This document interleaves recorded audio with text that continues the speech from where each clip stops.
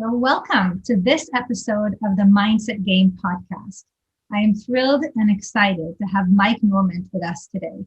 Mike is an author, he is an executive coach and leadership trainer with a 25-year corporate career that included running global learning and development both at eBay and ServiceSource. He's also the creator of Coach Yourself Up, which is a training program that teaches self-coaching skills to help individuals make lasting behavioral change in support of their career and life goals.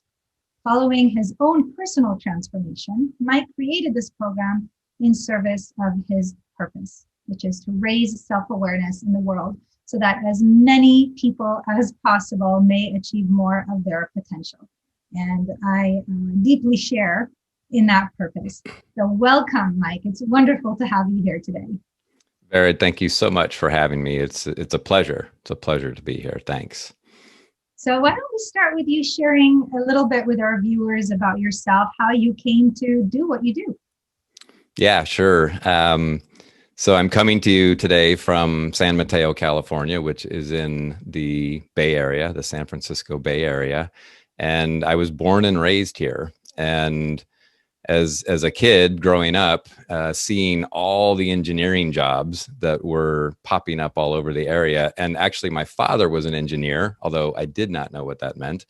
And I was good at math and science. So I decided to pursue an engineering degree. And by the time I was a senior in college, Vered, I realized I don't think I want to be an engineer. I think I want to work with people. And was very fortunate to find a company called Anderson Consulting. They're now known as Accenture, and they hired lots of engineers and lots of business majors and really gave them more businessy type technical experience. And so that really went well for me. And then about 8 years into that, Vered, I was offered an opportunity to step inside, if you will, to take on an HR role. And I thought I would try it as an experiment. And as they say, I never looked back. And so that at that point, from there on, I spent probably 15 plus years of my corporate career in learning and development, as you alluded to in your kind introduction, and really just a lot of exposure to leadership development, a lot of exposure to management development, a lot of opportunity to help people move forward in their careers, remove obstacles, that kind of thing.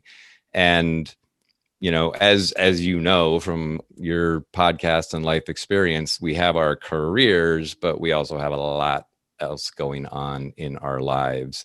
And around 2007, I ended up going through an amicable but stressful divorce. Followed by 2008, where my then ex-wife ended up spending a significant portion of that year in the hospital with some very significant medical challenges. She's alive and well today, thankfully. And then 2010, I lost my mom at what I thought was a relatively young age of 69. And I had been really, really close to my mom. And so I had that proverbial life has just really thrown me some curveballs. And what am I doing with, as Mary Oliver says, this one precious life? And so I decided that I needed to take a break. And I took a few months off. Actually, my intention was to take a few months off. And that turned into a year. And during that year, Vered, and this was, again, not the plan, but I started diving into all sorts of personal growth work. I read books, I went to classes, I joined a men's consciousness group, pulled out all the stops, and started to think about potentially going out on my own instead of going back into corporate. But Vered, I knew I couldn't do that because I was not a risk taker. I knew it. It was part of me. And what was fascinating is one of those classes that I took, the instructor at that point, I thought, had the gall to tell me, young man, that's a story. And I thought, what do you mean it's a story? Like, I know me, right? Like, it's a fact. I'm not a risk taker. However, that started me thinking a little bit about what if it's not a fact? And so I started to experiment with taking small risks. And as you know from the neuroscience, I did not know this at the time, but that was starting to put little nuggets into my brain that were telling me like, hey, maybe this non-risk taker thing isn't real. And so fast forward 6 months or so, and there I was going out on my own. And as I look back, Vered, and so as I look back at that, Vered, in hindsight, I realized I was coaching myself. And as I started telling people in my circles about this transformation that I had had in my life and how different I felt, they started to encourage me to share this with others. And leaning on my learning and development background, I thought, yeah, I could create a training program. And so that led to Coach Yourself Up, the classroom training program. A few years later, that led to, hey, why don't we write the book? Which I self-published in 2018. And then in 2019, I found an e-learning company that is very committed to personal growth and transformation that wanted to partner with me to bring this to the online learning world, where, again, as you said earlier, my purpose is to raise self-awareness in the world to help as many people as possible achieve more of their potential. And I feel like now I've got the mechanisms in place to do that. And the old Mike, who believed he couldn't take risks, none of this would have happened. Thank you for sharing that story. I think a lot of people listening share in having a story that they tell themselves that perhaps until this moment, listening to you, they didn't even realize that it could be a story, but something that perhaps is holding them back from stepping into whatever it is that they want. And so would you be willing to share a little bit about how do we become aware of our stories and shift them? Yeah, for me, it's interesting, Baird. Coming as an engineer, right? The tactical, pragmatic, way of approaching things. And the way that my self-coaching program is set up is it starts from the outside in, which is a little different. And it's looking at our behaviors, right? How are we behaving in the world? How are we showing up? And so things like, and more in a work context, right? But things like, hey, I don't speak up in meetings, or I tend to be overly distracted and not pay attention when other people are talking. I can't say no, right, to others. And so for me, it's like if there's something about our behavior where we feel like I'd really like to shift that behavior, and in my parlance, I refer to these as self-limiting behaviors. Well, what we find in most cases is that underneath the self-limiting behaviors, there is what you just described as I call them deep stories. And so if I want to learn to say no, it's not just to start saying yes, because I need to get underneath that and find out, what is it? Oh, I want people to like me. And I think if I say no, they won't like me. Or if I say no, they won't think I'm a team player. And so for me, there is a period of self-observation that's really important, right? It's if you want to make a shift in some behavior, you need to start spending time paying attention to it and get underneath it to those stories. Now, I would flip this around and more directly answer your question, which is, if somebody knows they have a story, or if they bump into, they know they have the imposter syndrome, right? They don't feel that they're good enough or smart enough or whatever blank enough, right? Start paying attention to when you're having those thoughts. How is that showing up? How is that manifesting in your behavior? Right? So I'm not sure I answered your question. Actually did. And it's interesting because I had a presentation that I did, a workshop that I did with a group of executives in Peru this morning. And I was sharing an example of a client that kind of had that similar pattern of behavior that you described, of not being able to say no to people. And as a result of that, kind of working very hard and long hours and not working out and doing the things for her own health. And so when I shared that, one of the executives said, Barrett, I think I have that same problem. And he said, I never thought of it as a limiting belief, in terms of, he said, I always thought it's because I care so much about people that it's hard for me to say no. But he's recognizing that it is limiting him because it's to the point of what we call overcare, where he's doing it so much that it's actually beginning to hurt him, because he doesn't have enough time for himself. So what do you say to people who, they recognize that there is a certain behavior, let's say like not being able to say no or something like that, or to speak up at a meeting, and, where they're not quite sure, is this something that, should I let it go or should I not let it go? Because if I change that, will that mean that, will I lose something? So how do we, I know this is kind of a silly question, but how does somebody know whether something is actually a limiting behavior versus something that might be positive? Yeah, that's a great question. For me, it comes down to, does the person see how that particular behavior is affecting them negatively? And so in your example, or I should say in the examples where I've worked with people that have a hard time saying no, there is often this frustration bordering on anger around how much work I have to do and people don't appreciate me enough. I'm always right there. And it is interesting, Baird, because it could also in the same breath be easy to say, but I can't say no. And going back to my example where I said, but I can't take a risk, right? It feels like this is just who I am. And so what I would say to people is, if there is some aspect of a behavior that you're engaging in that is triggering some negative thoughts or disappointment or frustration or anger, try to step back and really examine that and say, like, okay, like, if I were able to do this differently, would I? And a lot of times the answer to that is yes, although we very quickly often would come back and go, but I can't.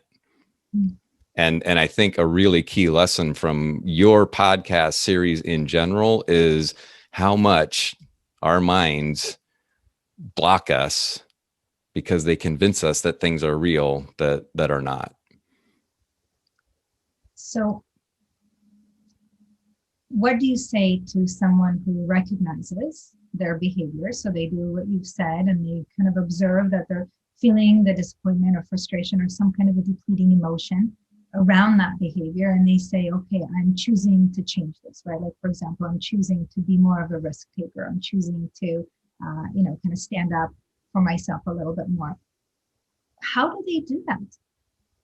Yeah, that's, thank you for that question, Barrett. And I'll go back to, as the engineer, it's really important to me that people have a roadmap because, for me, and I don't know about you, Barrett, but how many times, in my career did somebody say like, hey, Mike, I need you to be more confident, or I need you to do more of this. And it's like, that's great, but I don't like, how do I change? Right.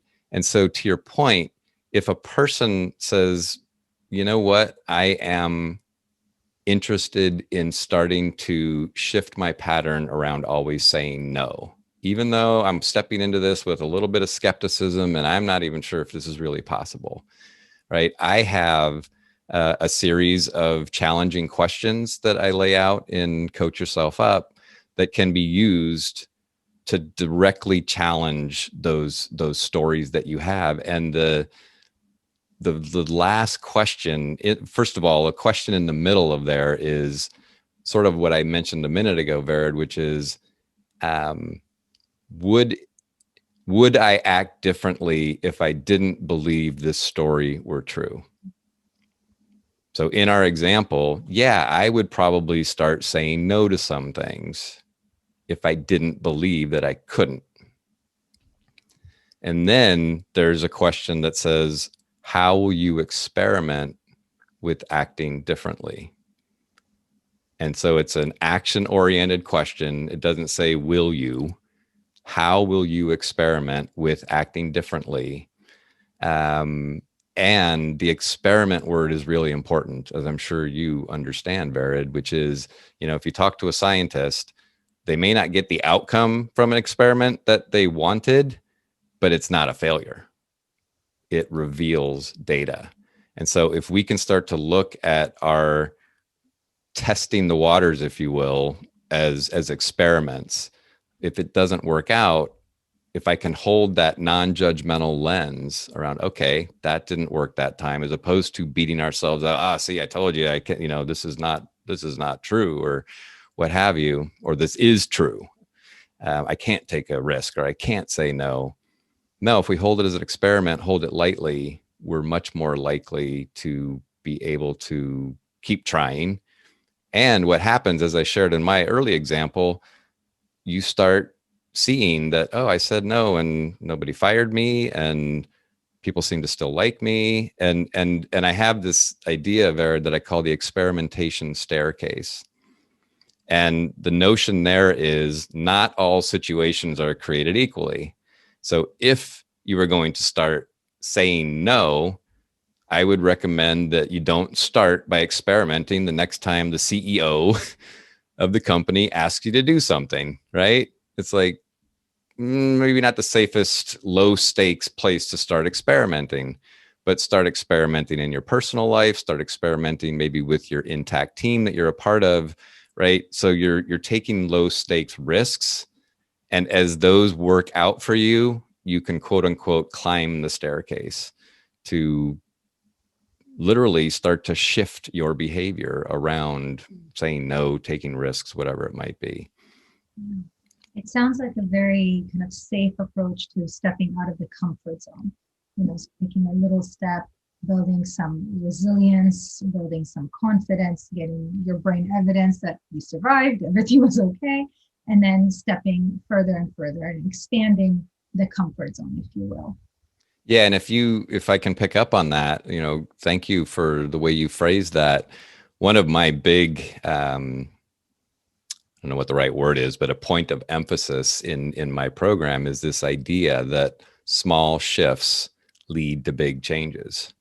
I think, Vered, and I don't know what your experience is, I think that when somebody is confronted with, we'll keep playing with this example of not saying no, this idea of just changing that behavior wholesale, I think can scare a lot of people, and can cause them to quote unquote quit before they start. And so I try to help my clients understand that, no, this is not about flipping a switch, if you will. It's a dimmer switch, right? And we're slowly going to turn on the light. And I think that makes people more comfortable, right? They're not having to step, to use your words, they're not having to jump out of their comfort zone. They're starting to tiptoe out of their comfort zone and starting to see like, hey, it's not so bad over here as I thought it was going to be, right? So yes, the small steps is important. And another thing that I'm just thinking as I'm looking at you and thinking about some of your prior podcasts, it's also important to, in the example of not being able to say no, it's flipping that in order to say something like, I want to better manage my boundaries, and have that be the pull forward, right? You're pulling yourself forward toward being a better boundary manager, as opposed to fighting this thing that you do around not being able to say no. Yeah, and I think that's a brilliant reframe and so important, because we want to make sure, I agree with you, that we're moving towards what we want. Yeah, so we're moving towards honoring our values versus moving away from what we don't want. It's almost like moving towards the carrot versus away from the stick, in the metaphor of the stick and the carrot. So, and I imagine that a big part of the process, as you kind of touched on earlier, is being very kind with ourselves, coaching ourselves with a lens of love and kindness and self-forgiveness, because the road may not be smooth. as we are learning and experimenting. So what do you say to someone who maybe has taken a risk, maybe didn't quite get the results that they wanted or had a tough time? How can they feel supported and encouraged to keep going? Yeah. Yes. And I'm a huge fan of self-compassion, and, a big part of my approach is, trying to hold this non-judgmental lens, and it may come across a little more engineering-y, right? Like with this idea of experimenting, and there's a pragmatism there.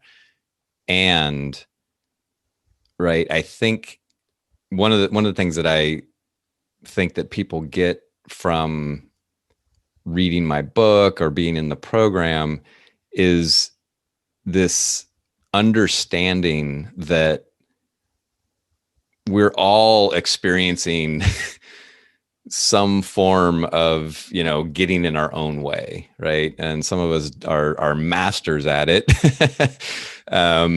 And others are maybe less even aware or believing that that happens.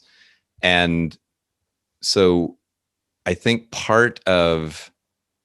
there's sort of two flavors, right? Part of this is recognizing that you're not alone, recognizing that, you know, all of us are wrestling with some forms of trying to change, trying to shift things, and it doesn't always work on the first pass. And it does take, a word I think you use a lot, Barrett, is resilience. So cultivating whatever practices to help, you maintain resilience is going to be important. But yeah, so as you're having potential setbacks when you're trying to make a change, I don't know other than just to um, treat yourself as you would treat one of your best friends who was having that same experience. I know this is a bit of a tangent, but I was in a coaching session earlier this week, and I pulled that line that many coaches will pull, that says, "Would you let anybody else talk to you the way that you talk to yourself?" And my client's eyes got so big, and he's like, "Oh my God, I'm 35 years old. I never thought of that." And it's like, yeah, be kind to yourself and potentially operate as if you were your best friend, as opposed to whatever that voice is that's in there doing its thing. How would you hold it for yourself? It is a brilliant question, and it allows us to, even momentarily, to step out of our own story and look at it through an objective view, because I agree with you that we tend to be kinder to others than we are to ourselves, until we train ourselves to be even more loving and compassionate with ourselves. And I would love to hear if you have any stories, maybe from your trainings or from your clients, about someone that was able to create a shift, or perhaps even another story from your own life, because I believe that we can learn so much from stories, as I have from your story today around your own experience. There was a gentleman I worked with who was a participant in an early iteration of Coach Yourself Up. And he was a relatively senior leader and was involved in an industry networking group in the Bay Area here, and found himself not engaged, and identified, right? I said I work from the outside in, identified the self-limiting behavior of not engaging more fully in this group.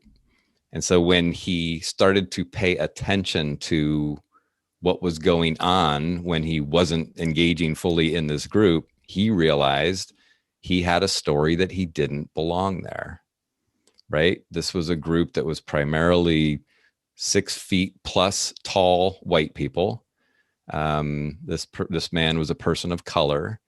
And as he sat with that story, he realized that he had made that up, that he was operating as if people didn't want him there, but there was nobody had ever told him that they didn't want him there, right? And so he started to challenge that story. And how will I act differently if I don't believe that? I will start to engage. I will start to raise my hand. I will start to participate in conversations. And so what's cool is, fast forward 6 months, he's now an active member of the Bay Area chapter, and he's on a committee. Anyway, it gets even better, Vered, because he told me about a year ago, which was a few years after that story, that he had run for and been elected to the state level governing board of this industry group. And right, this is a guy who 3 or 4 years ago was standing on the sidelines because he didn't believe he belonged there, and just shifting that story.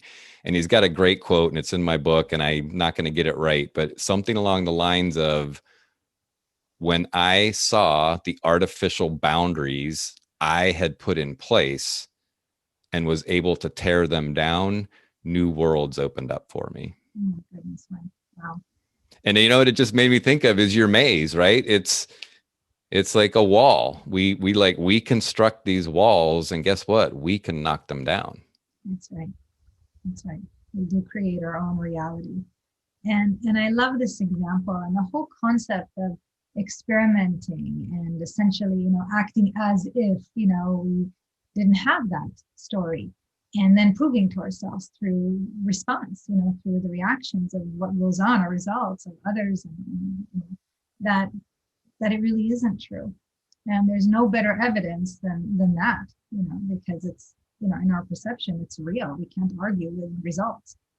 And so that is a beautiful story, and really speaks to the value of the process of challenging those walls, of committing to creating that change. And so how do people get kind of dedicated, I guess is the question, to this process? Because I imagine it's not a process that you do once and then it changes. Yes, perhaps it does sometimes, but I imagine it's kind of a process of, as we talked about, kind of, expanding the comfort zone over time. So how does one stay committed to the process and not revert back to their old ways?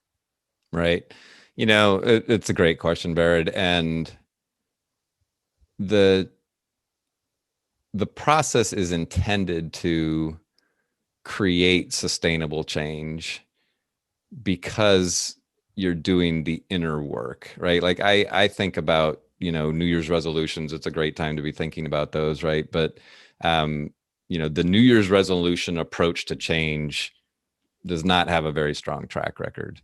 And one of the reasons I believe that's true is because we're trying to flip a switch. We're trying to say, oh, December 31st, I used to do that thing, and now on January 1st, I'm going to start doing this other thing. I haven't done the inner exploration to see what's going on inside me. And so eventually those inner forces pull me back.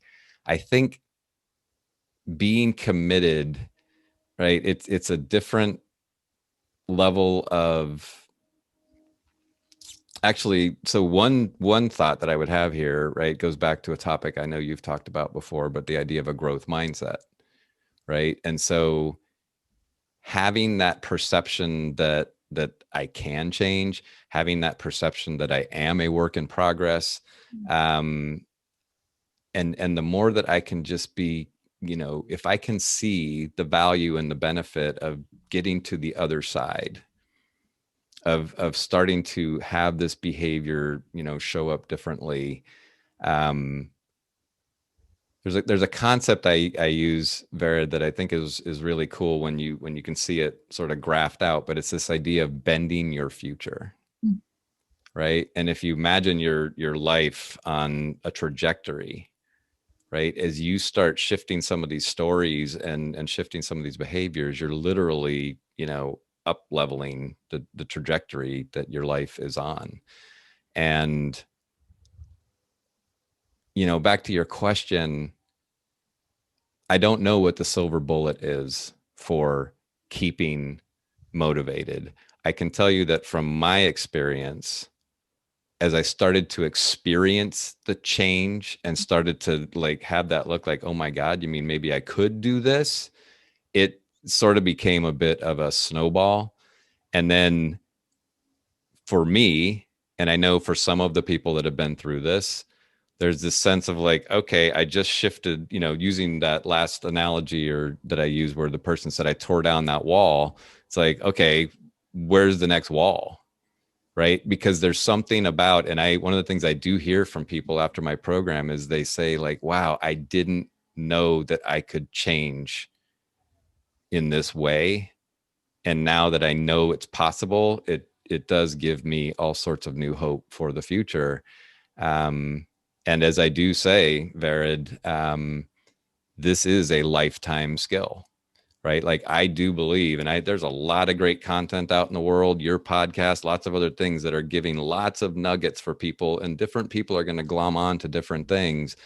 I have what I believe is a really solid check the box process that says here's how you can move from point A to point B. It's going to work really well for some people. Others are going to want something a little different than that, right? It's an abundance mentality kind of thing, right? Like, and so for those people that feel like a little more structure is going to be helpful for them, I think I've got a really strong offering worth taking a look at.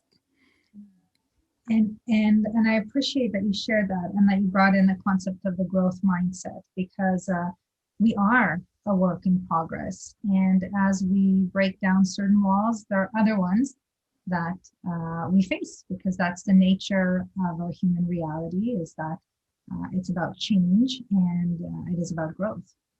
And that's a part of a gift of being human, that we get to continuously grow and be more conscious and um, make more empowered choices. So, how can people learn more about you? Yeah, thanks, Farah. The best way for that would be to go to my website, which is coachyourselfup.com. And if they scroll to the bottom of that website, there is a place where they could enter their email address and get the introduction and first chapter of my book in a PDF format for free. So I'd welcome people to do that. Mike Normant with a T at the end. I'm on LinkedIn. I think there may be one other Mike Normant, but he's 30 or 40 years younger than me. I don't think you'd get us mixed up. And those would be the two best ways that people could find out more about me. And if anybody wants to reach out to me directly, mike@mikenormant.com is my email address. Wonderful. Thank you, Mike. And thank you for sharing some of your book with our listeners. I have no doubt that it will be helpful to them.